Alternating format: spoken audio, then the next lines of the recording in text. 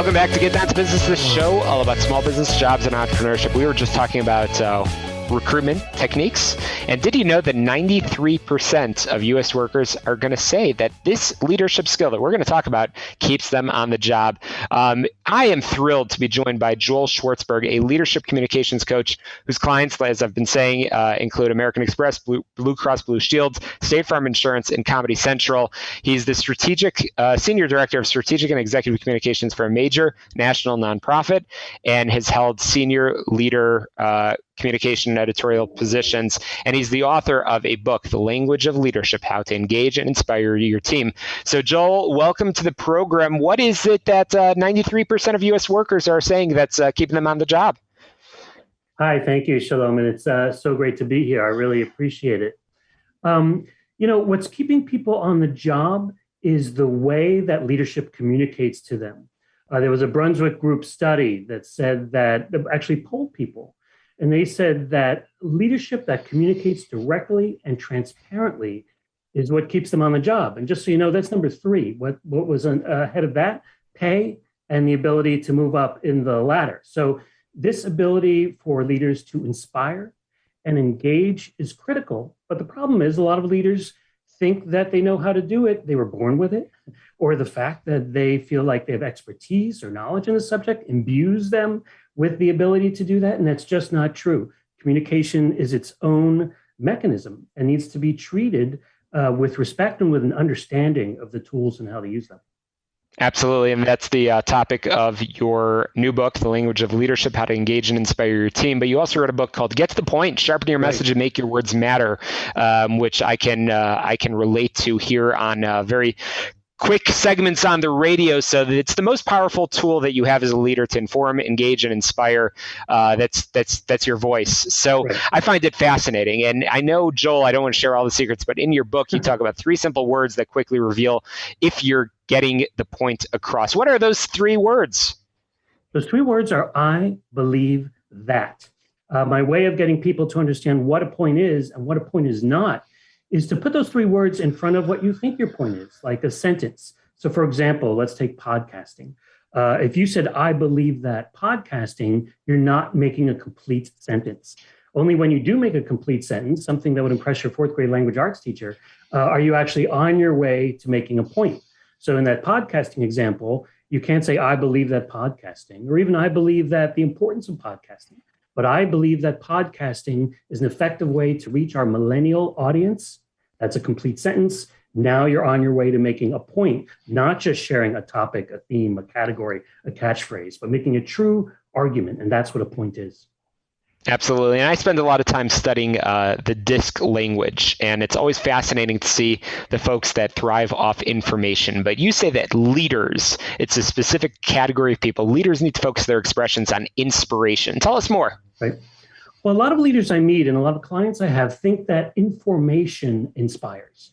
And mere information does not inspire. Only proposals and points and suggestions do. So when we see someone saying, here's the history of our project, and here's how many people are involved, here's our financial investment, here's the revenue we expect, here's how many facilities we're going to build, that's a book report, that's a Wikipedia page. That's not a point. That's something you would expect from a subject matter expert. But if a leader wants to inspire, they need to say, what is the relevance of this? How will this take us from point A to point B? How will we achieve success as a result of what we learned from all that knowledge? Absolutely. And again, I'm chatting with Joel Schwartzberg, who speaks the language of leadership. So Joel, I want to take a step back for a moment. I've shared a little bit of your bio, but how did you get into this work? How did you become so passionate, as I hear in your voice, on the language of leadership? The first stage was I was involved in competitive speech and debate, what they call forensics, from middle school all the way through my senior year in college. So I learned a few things there, and I applied them as I became what's called a public speaking coach. When people think of public speaking, they think of someone on a stage speaking to 100 or 1,000 people. What I learned by working with clients was that they could do great things in public speaking. They could speak with clarity and articulation and volume and do great gestures and plant their feet, but they didn't know their point. So I shifted everything into this one concept because, Shalom, if you don't know your point, you're rendered pointless. And it doesn't matter how experienced or if you're a CEO or an intern, if you don't have a point, that's what leads to epic fail, including rambling. Absolutely, and many of our listeners, Joel, are entrepreneurs, and they're trying to build their business rapidly, and they can't afford to make any mistakes. So, what's that one message that you want to sort of assign as a homework for all of the entrepreneurs tuning in? What can they put in practice in the week ahead? I would say, because communication is so important, ask yourself this one question: what do I want my audience, whether that's vendors, clients, colleagues, what one idea do I want them to take away from my communication? This changes the focus from what I want to say to what they need and want to hear. And once they answer that question, work backwards. So then you know what to communicate to get to that impact that you ultimately need. Fascinating. And we're going to squeeze in a break in a moment. And I want to talk a little bit more about improving effectiveness of meetings. But real quick, before we go to break, what is the dumbest thing that you've heard people do to sort of mess things up? To basically, I want to make sure our listeners, our entrepreneurs, do not do this. What's that one horror story that you've heard? I'll pick a specific one. Be funny. Everyone thinks they can learn humor if I tell a joke. But more important than be funny is be authentic. If you're not being yourself, you're not being true to your audience. So if you're not funny, don't be funny. But I'll tell you what, a great personal story will have more impact and be more memorable than a fantastic joke. I'm chatting with the author of the new book, The Language of Leadership, How to Engage and Inspire Your Team. Joel Schwartzberg will join us again after this break to talk more about leadership communications, and specifically we'll be talking about how to improve your effectiveness of meetings through communication.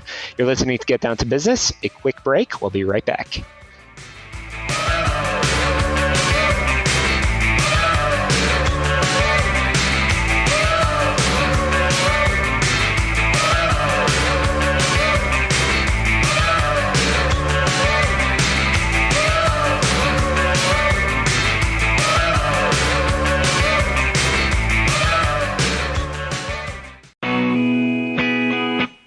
Welcome back to Get Down to Business. I'm going to do it. I'm going to say the Z word. I'm going to talk about Zoom. And bottom line in this era, Zoom meetings, lots of video meetings, whatever platform you're using, is the norm. So Joel Schwartzberg, welcome back. And I want to talk about that. I want to talk about the communication tools and what you see work and how our listeners can become better in this virtual meeting world. Right. So there's this thing called Zoom fatigue, and we sometimes blow it off because we want to attach an ism to everything. But in this case, imagine yourself in an elevator and having a meeting in an elevator. You would never do it because we're too close to the people we're talking to. It's almost claustrophobic. Well, that's what a Zoom meeting is like. We're seeing close-up images of our colleagues and our bosses and our direct reports' faces and things like that. In addition to being at home and having your mind at work, they create this sort of fatigue. So there are ways to overcome it. You want to dress the part if you can. You want to be present. So clear out all the distractions around you, including your own email. And understand that anything in that Zoom environment that is not supporting your point is stealing from your point. So consider your background, consider your pets, your children, anything that might get in the way of successful communication. And finally, a tip here that I hope people take: head and shoulders. That's what you want to dominate the screen. Your head and your shoulders. Anything less than that or too close than that is really getting in the way of your point. Oh, wow. Absolutely. And so the reality is that hopefully people are coming back to some hybrid form of meetings. And we just talked about those virtual meetings, but definitely communication is imparted and leaders really make and control the room in meetings. So I know, Joel, you talk a lot about this in your book. What advice can you share about the role that leaders play in the effectiveness of meetings? Probably number one, and the thing you won't find necessarily by Googling, is that leaders need to come to the meeting with points, not just topics. Sometimes we think, have agenda, have meeting. But the agenda is a list of topics, not points. And though everyone is coming to the meeting to create dialogue, leaders need to be coming with questions or ideas. So not just fourth quarter innovation, which might be a bullet on the agenda, but 3 ideas or 3 vendors we're considering to stimulate our engagement on online platforms in the fourth quarter. You see how the second one puts a specific idea out there and will generate more conversation and better feedback versus a topic, even if it just says fourth quarter, where everyone's kind of spitballing and brainstorming. And that's the role of the leader. When I say leader, I don't just mean the CEO in the room. I mean, whoever's running that meeting, that person is a leader. Absolutely. Again, the author of the book, The Language of Leadership, How to Engage and Inspire Your Team, as well as the book, Get to the Point, Sharpen Your Message and Make Your Words Matter, which Seth Godin called a manifesto for giving talks that make a difference. So we've talked about a lot, Joel. How can people get a hold of you and pick up a copy of the book? Sure. I like to consider my work open code, which means that I like to share it as much as possible. And I share it through Twitter at The Joel Truth.